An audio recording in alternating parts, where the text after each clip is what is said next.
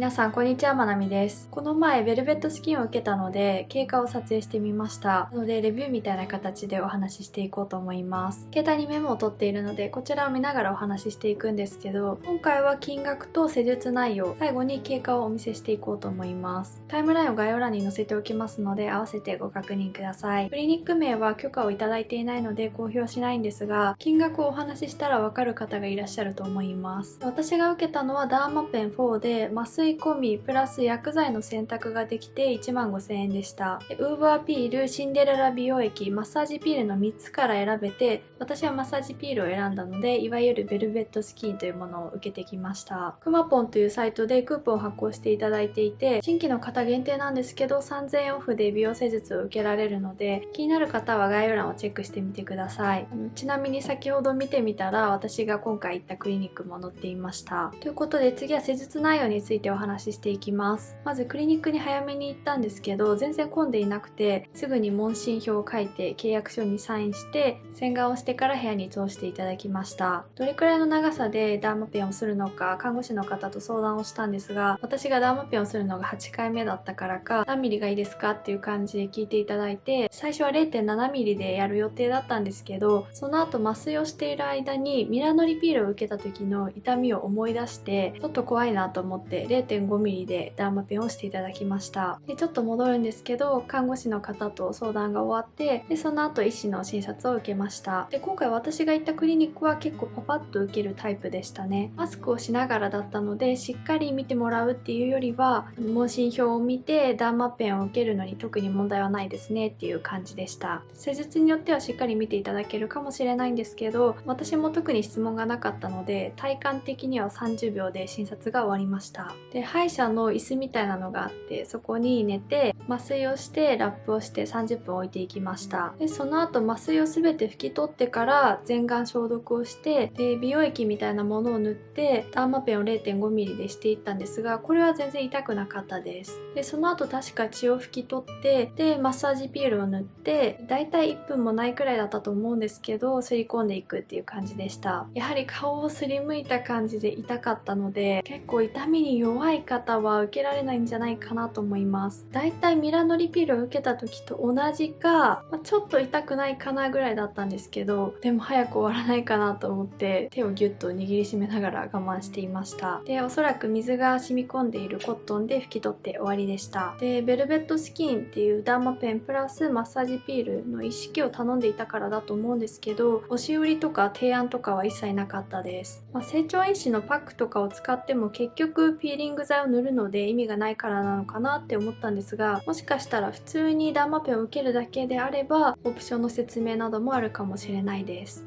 で施術自体も淡々と受ける感じだったので、本当にパパッと受けてすぐに帰りたい方向けかなって思いました。帰る準備をして、でその後料金を払うっていう形でした。初めて行くクリニックだと大体説明とかがあるので、早くて1時間半ぐらいはかかると思うんですけど、今回私が行った場所は1時間くらいで終わりました。経過をお見せする前に、今回ベルベットスキンのダウンタイム中に使ったスキンケアをお見せしていこうと思います。スキンケアは成分がシンプルなものがいいんですけど、家にあった化粧水の中で一番刺激が少なそうなインナッセンシャルのデイズバランストナーを使いました。ピーリングで皮むけするので効果があるのかわからなかったんですが、ネオジェネシスのヒト幹細胞培養エキスが配合されている美容液を使って、その後プロペトを塗って保湿をしていきました。途中からニキビがポツポツ増えてきたので、このダーマトリーのハイポアラージェニックシカクリームに変えて保湿していました。ということで、ここから経過をお見せするんですが、毛穴ニキビをアップでお見せしていきますので、ご覧の際はご注意ください。こちらが施術前の肌の状態です。いつも通りっていう感じで毛穴の開きとニキビが気になるんですけど、結果を先にお話ししてしまうと、今回施術を受けてもあまり変わらなかったですね。今回は毛穴の開きのケアというよりはニキビ跡のケアとか毛穴の詰まりのケアができればいいなと思っていたんですけど、個人的にそこまで変化はわからなかったです。これはいつもクリニックに行く前のルーティンなんですけど、日焼け止めを塗って眉毛を描いてビューラーをして、で帽子をかぶってから行っています。施術後は顔が真っ赤でしたが、2時間後くらいにはほんの少しだけ赤みが引いていました。顔はツルピカっていう感じなんですけど、乾燥をかなり感じて突っ張っていました。当日の夜寝るときは輪郭が少し痒かったです。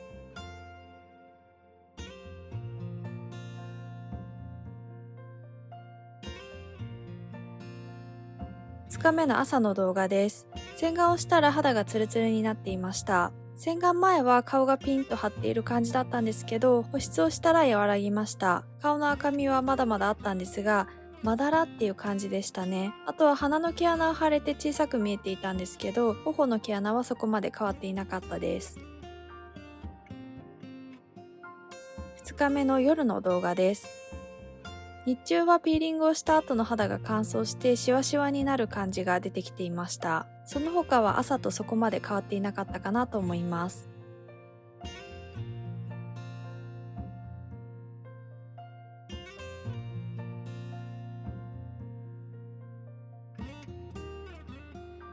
こちらが3日目の朝で、洗顔をしたら肌のざらつきが気になってきたので、剥離が始まっているのかなっていう感じでした。2日目よりも赤みが少し引いてきましたが、それでもまだまだ赤いかなと思います。で、2日目は頬の毛穴が腫れていなくて小さくなっていなかったんですけど、この3日目の方が毛穴が腫れて見た目的に引き締まって見えていました。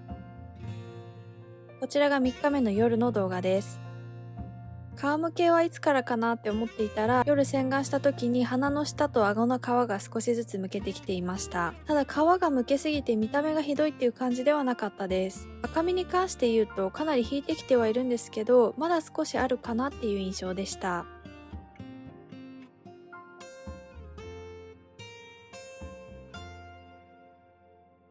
こちらが4日目の朝で、ざらつきが増えていて、動画ではわからないと思うんですが、おでこも少し皮むけが始まっていました。頬はプロペトを塗っていて、毛穴が詰まったのかニキビができていました。なので夜からダーマトリーのクリームに変えたっていう感じです。一番顎の皮むけが目立っていたかなと思います。こちらが4日目の夜の動画で、洗顔をしていたら鼻の皮がむけてきていました。でも思っていたよりもマイルドにむけている感覚で、以前ミラノリピールをした時よりも見た目的にはひどくないなっていうふうに思いました。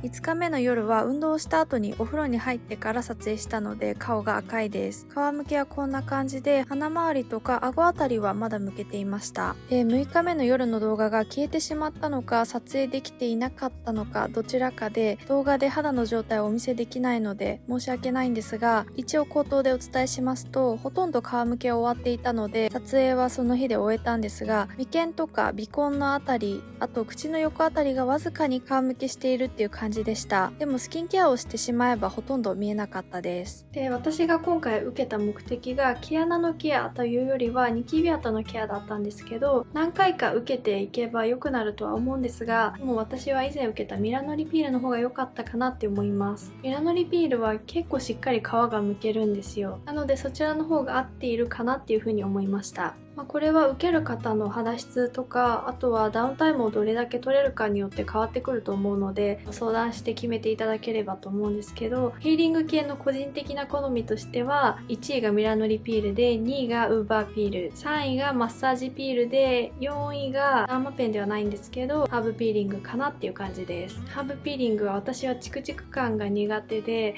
ちょっと受けられないなっていう風に感じたので、これも人それぞれだとは思うんですけど、個人的なランキングはそれですね。以前受けた時も動画を撮影してアップしているので、気になる方はカードか概要欄のリンクからご覧ください。ということで、ここまでご覧くださりありがとうございました。ぜひチャンネル登録と高評価をお願いいたします。それではまた次の動画でお会いしましょう。バイバイ。